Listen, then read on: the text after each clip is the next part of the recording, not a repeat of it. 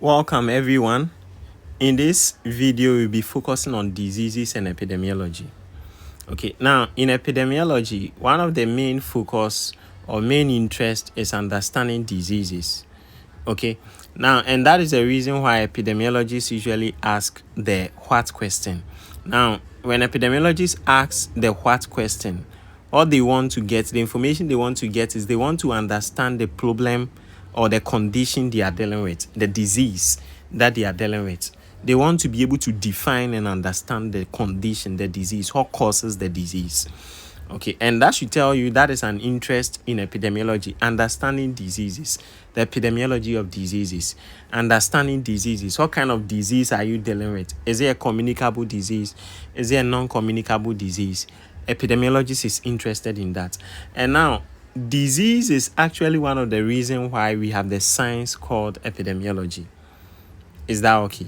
Disease, there's presence of disease in populations. That's the reason why we study epidemiology. Okay, yes, because if there exist diseases, then of course there will be epidemiology becomes relevant, because now if there is disease, then epidemiologists will become relevant by going to ask questions to get to know where the disease is occurring, when the disease is occurring, which people are being affected by the disease, and the reasons behind why they are being affected. Okay, good. And so it's very important that you understand diseases in epidemiology. In this video, we are going to delve into diseases, okay, the various types of disease that we have, the sources of the diseases, okay, and then the mode of transmission of diseases.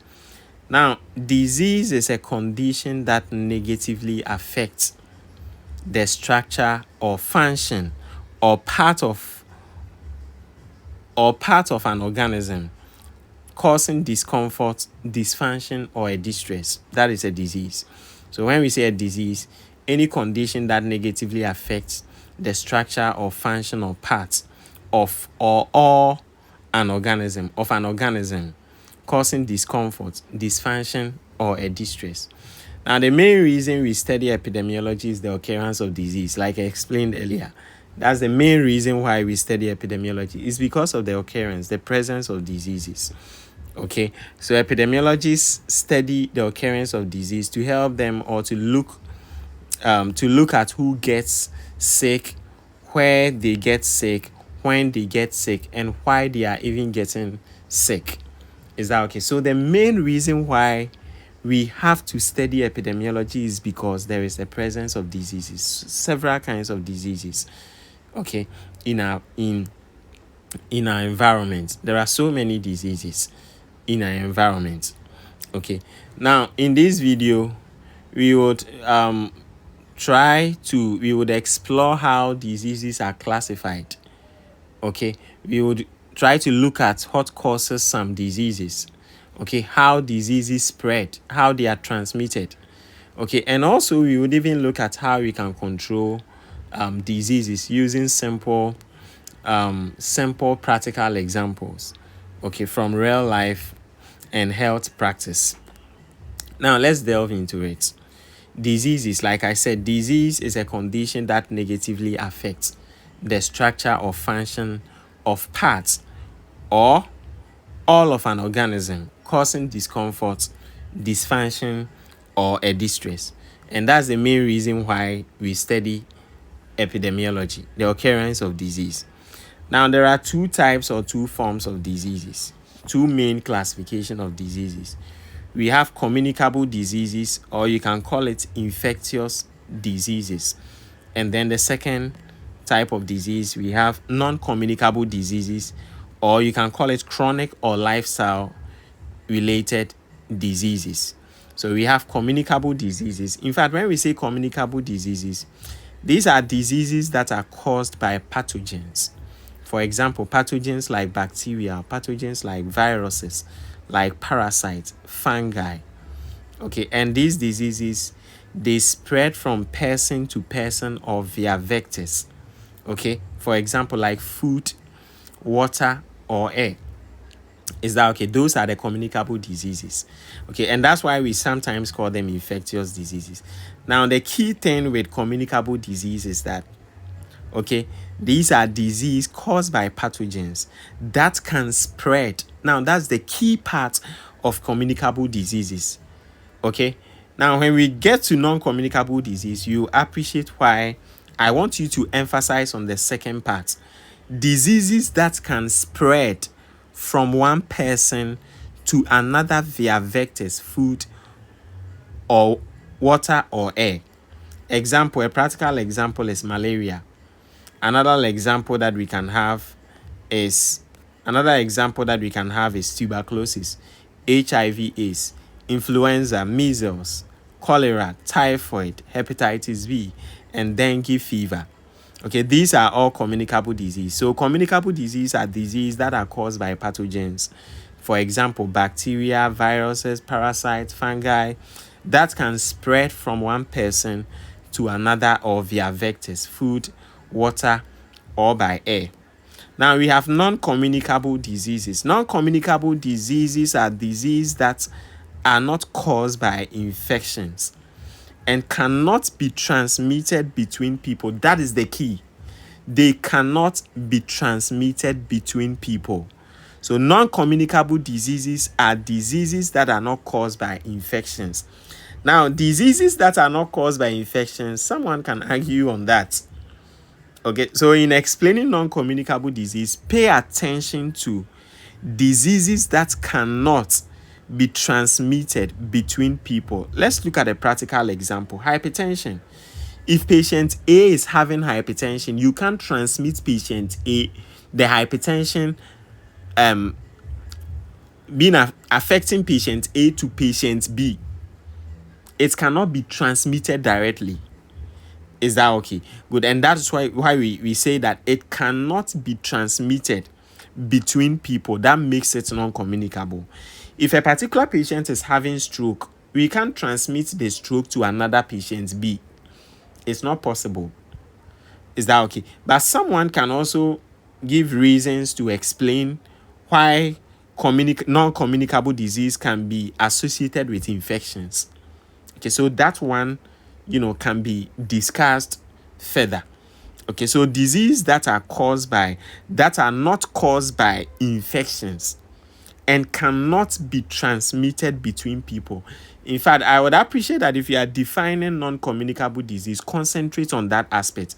Disease that cannot be transmitted between people. Diseases that cannot be transmitted between people. But when we say communicable disease, diseases that are caused by pathogens and can be transmitted from one person to another, that is a communicable diseases. So example of communicable diseases, we have malaria, we have tuberculosis, we have HIV/AIDS, we have influenza, we have measles, we have cholera, we have typhoid, we have hepatitis B, we have dengue fever.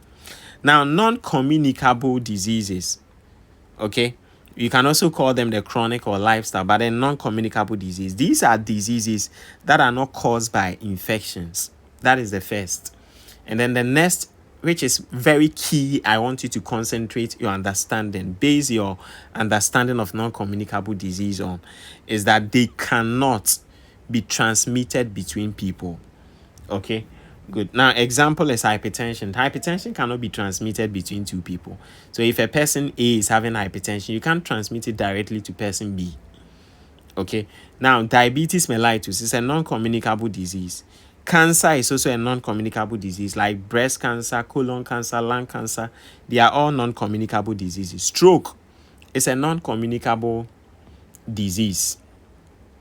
Is that okay? Stroke is a non-communicable disease. Diabetes is a non-communicable disease. Chronic kidney disease is a non-communicable disease. Most of the time, non-communicable diseases are often linked or connected to our lifestyle. It's often associated with our genetics and sometimes even factors in our environment. Is that okay? So sometimes lifestyle, like poor dietary habits, like smoking, inactivity, genetics. No, that is not lifestyle. The genetics is also another component, and then environment. So most of the time, non-communicable disease, okay, apart from the fact that they are diseases that are not caused by infection, which I don't want you to even focus on more. I want you to pay attention to disease that cannot spread. If you are defining non-communicable disease, explain on that lane. Diseases that cannot spread from one person to another. They usually develop slowly and last for a very long time. Okay, and that's why sometimes they call it chronic diseases or lifestyle related disease, because these conditions are usually associated with our lifestyle, like poor diet, smoking, inactivity, genetics, and then environmental factors. Okay, great. So that's the difference between the two forms of diseases: communicable diseases or infectious diseases, and non-communicable diseases or chronic or lifestyle related diseases. Now let's look at causes of diseases. What causes diseases? That's the next subject we are going to look at. The causes of diseases. Okay. Now, a cause of a disease, if we say a cause of a disease in epidemiology, a cause of a disease is like, it's any factor. It could be biological factor, it could be an environmental factor, it could be a behavioral factor that contributes to the occurrence or development of a disease or a health condition. Is that okay? Now, in epidemiology, or as an epidemiologist, it's important that you understand causes of disease, because that will help you to be able to prevent the disease. If you know or understand the cause of a disease, you can be able to develop what interventions, or you'll be able to put in place control measures. Okay, so if you say a cause of a disease, a cause of a disease is any factor, whether a biological factor, okay, or whether an environmental factor, a behavioral factor, that will contribute to the occurrence or the development of a particular disease or a particular health condition. That's the cause of a disease. Now, we will now look at the various types of disease or forms of disease, and then we look at their respective causes. So we will start with communicable disease. Now, with communicable diseases, now the causes of communicable disease, like we learned, communicable disease are usually caused by pathogens like bacteria, viruses, parasites, fungi. Example, when you take malaria, it's a communicable disease. We have a parasite that causes malaria. Okay, good. When you take typhoid, for example, we have a pathogen that causes typhoid fever, or that causes typhoid. If you take HIV or AIDS, we have a pathogen that is associated with the occurrence of HIV or AIDS. Is that so? If you take communicable disease, they are usually caused by pathogens. Is that okay? But then when you take non-communicable diseases, okay, which are the diseases that are not transmitted between people, they are usually as a result of certain factors like genetic factors, like the lifestyle factors, like environmental factors. We have metabolic or physiological factors, and then the psychosocial factors. For example, diseases like diabetes. Diabetes can be as a result of your lifestyle, poor dietary habits. Okay, hypertension, for example, can also be as a result of lifestyle. Maybe excessive intake of alcohol, poor dietary habits. Do you get it? Inactivity. All these are factors that can be associated with non-communicable disease like hypertension. Okay, now one thing you have to note is that some diseases can have multiple causes, combining infectious agents, behavior, and environmental exposure. This is very key and important. There are so many diseases that we can even have a disease that the specific cause can be, let's say, a pathogen, but sometimes the environment can play a role in the development of the disease, irrespective of the cause. So, for example, if the cause of a disease is, let's say, as a result of a pathogen, now the fact that the main cause is pathogen, there are several other factors that can contribute to the occurrence of the disease apart from the main cause. Is that okay? That is all that we are trying to say. Now, let's look at sources of infection and modes of transmission of diseases in epidemiology. The sources of infection, and then the modes of transmission transmission of diseases. Okay. Now, when we say sources of infection, a source of an infection is the person, or it could be the animal or the object from which an infectious agent passes to a new host. Okay, so when we say source of infection can be a person. Source of infection can be an animal. Source of infection can be an object or a thing. Okay, so any person, any animal, any object from which an infectious agent passes through to reach a new host, that is a source of infection. Now, a source of infection can even be a food. A source of infection can even be anything at all. Is that okay? So when we say source of infection, we are looking at a person, an animal, or an object from which an infectious agent passes to a new host. A practical example is a human carrier. Okay, a human carrier of typhoid contaminates. Okay, a human carrier of typhoid contaminates food. The food becomes the source for others. So, for example, someone who is contaminated. Okay, someone who is having typhoid fever. Once the person is having typhoid fever, okay, it is very possible that the person can be a human carrier of typhoid. Is that okay? And if that person should contaminate food, the food the person have contaminated will now become a source of infection for others. Do you get it? Now, let's look at the modes of transmission. The modes of transmission, we have the direct transmission. We have indirect transmission. So basically, there are two main modes of disease transmission, the direct transmission and then the indirect transmission. Direct transmission, under the direct transmission, mostly immediate transfer of pathogens to a susceptible host. Okay, so when there is an immediate, is that okay? A direct transfer, an immediate transfer of a pathogen to a susceptible host. That is direct transmission. For example, you are touching someone. Is that okay? You are touching someone. That is what we call direct contact. You are touching someone, touching, kissing, sneezing. All these are direct ways of transmitting diseases.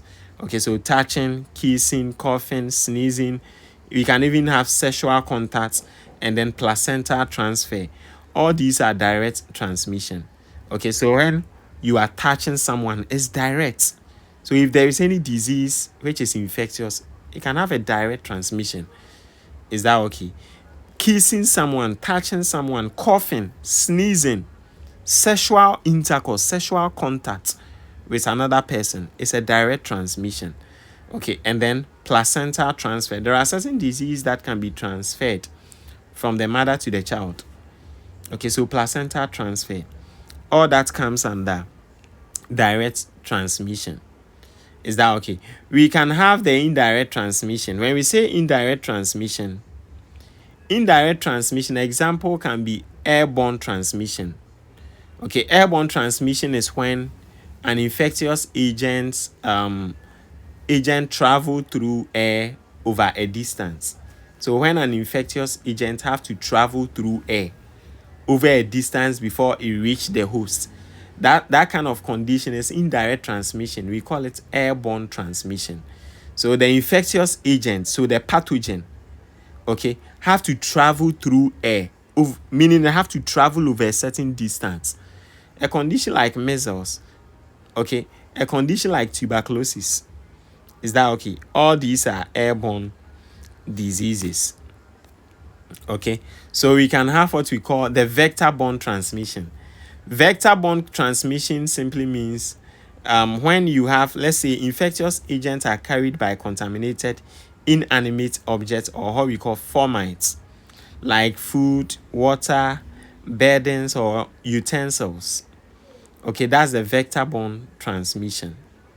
Okay, good. The vehicle-borne transmission. So infectious agents are carried by contaminated inanimate objects like the fomites, like food, water, burdens, or even utensils. That's what we call the vehicle-borne transmission. So vehicle, so meaning the disease or the pathogen is being transmitted through contaminated water. So there is a vehicle, okay, through contaminated food or objects. That's what we call the fomites. Okay, so here there is a vehicle like cholera. Okay, cholera can be a vehicle, can be transmitted through vehicle-borne, indirect transmission. Okay, typhoid fever. Is that okay? Typhoid fever is another example of a vehicle-borne, a disease that can be transmitted indirect via vehicle-borne transmission. Then we have what we call the vector-borne transmission. Vector-borne meaning we have a carrier, which usually is an insect, okay, which we are referring to as the vector. So we have an infectious agent that is being carried by animals. That is a vector-borne transmission. Okay, then we can have what we call the vertical transmission. Okay, the vertical transmission is when disease is being transmitted from mother to child during pregnancy or during birth. Sometimes in epidemiology we call it vertical transmission. It's also under indirect transmission, the vertical transmission. Okay, it also comes under indirect transmission, the vertical transmission. Okay, then we have the mechanical transmission. When we say mechanical transmission, pathogen is carried without development. Okay, pathogen is carried without development. Example is house flies. House flies usually transfer organisms to food. Okay, so the pathogen is carried without development. Okay, then we have biological vectors. So pathogen develops in the vector. For example, we have the plasmodium in mosquitoes. Okay, example, plasmodium in mosquitoes in the case of malaria. Okay, so we have two main forms of disease transmission: direct transmission and then indirect transmission. Direct transmission is when there is immediate transfer of pathogens to the susceptible host. Okay, a practical example of a direct transmission of disease is touching, the kissing, the coughing, the sneezing, the sexual contact, and then the placenta transfer. Now, with the indirect transmission, we have the vehicle-borne transmission. Vehicle-borne is when an infectious agent is carried by contaminated inanimate objects like fomites, like food, water, bedding, or utensils. All that comes under vehicle-borne transmission. Then we have the vector-borne transmission, where infectious agents are carried by animals. Okay, vector-borne transmissions, where infectious agents are carried by animals. Okay, in a situation where an infectious agent like a bacteria, a parasite, they have to be carried by another animal before they reach the host. Such a condition is having indirect transmission, and it comes under vehicle-borne transmission. Okay, then we have the vertical transmission. In epidemiology or in public health, when we say vertical transmission, a disease has a vertical transmission, meaning from mother to child, vertical transmission. For example, syphilis and HIV/AIDS. Okay, they can go through vertical transmission.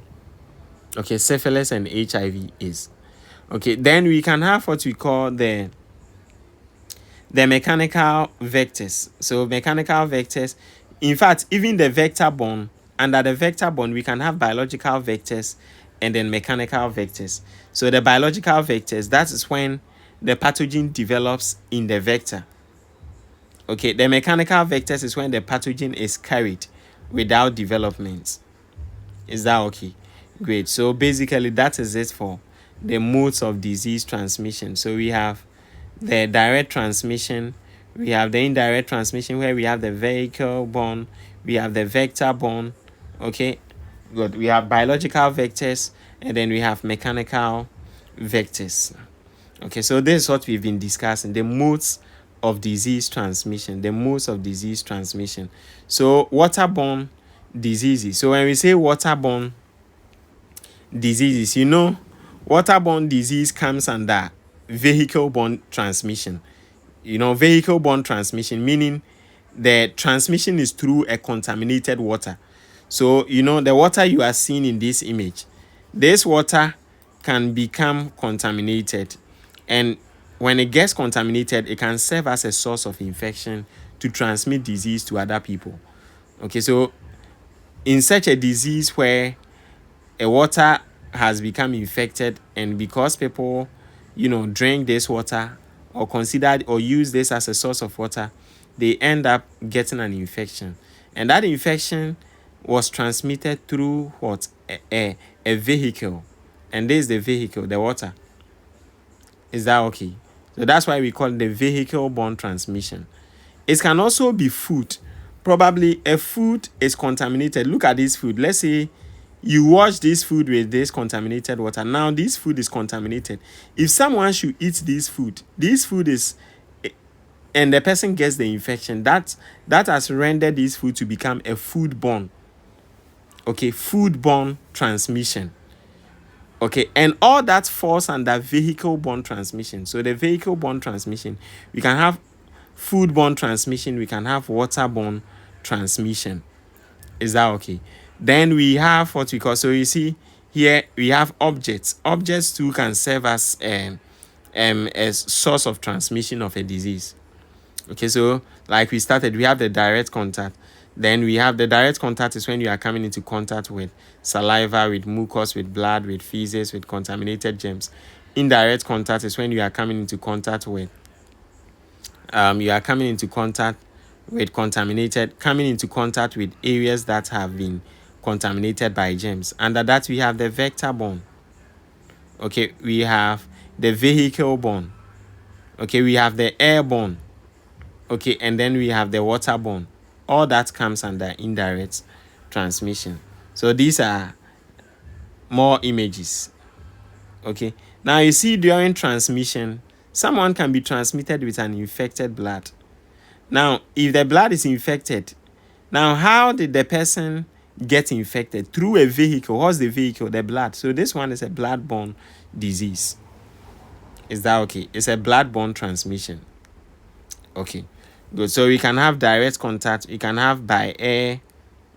Okay, we can have indirect contact by foodborne, by insect, vector-borne. Okay, and then by rabid animals. Okay, so this is what we've been talking about. You see the vehicle transmission. So the person is drinking water, or it can also be through the airborne. It could even be as a result of dust particles. Okay, and also foodborne. So when we say vehicle transmission, we have the waterborne, the airborne, and then the foodborne. So we see the main types. We have the contact transmission, we have the direct contact, we have the vehicle transmission, which is the indirect contact, and then we have droplets. Okay, so under the indirect contact, that's where we have the vehicle transmission. So the vehicle transmission, we have the waterborne, we have the airborne, and then we have the foodborne. Then we have the vector transmission. The vector transmission, we have the mechanical. Okay, on insect bodies, mechanical. Okay, on insect body. Is that okay? So the disease, the infection, the pathogen is on the body of the insect. Then we have biological. Is that okay? But we can have another time where the pathogen, like we said earlier, the pathogen, so we have mechanical when the pathogen is carried without development. So usually with the mechanical, the pathogen is carried on the, is that okay? On the insect body. But then with what we call the biological, usually the pathogen is carried within the body of the insects. Like malaria, the parasites, malaria parasite, it stays in the body of the, the agent. Okay, it doesn't stay on the body, so that if, let's say, the plasmodium, the mosquito, if the mosquito steps on, let's say, the moment the mosquito just step on a food, you get infected. No. Okay, so with the biological vectors, the pathogen actually lives in the agent. But with the mechanical vectors, the pathogen just stays on the body. Like the house flies. mechanical vector, the pathogen stays on the body. Is that okay? Great.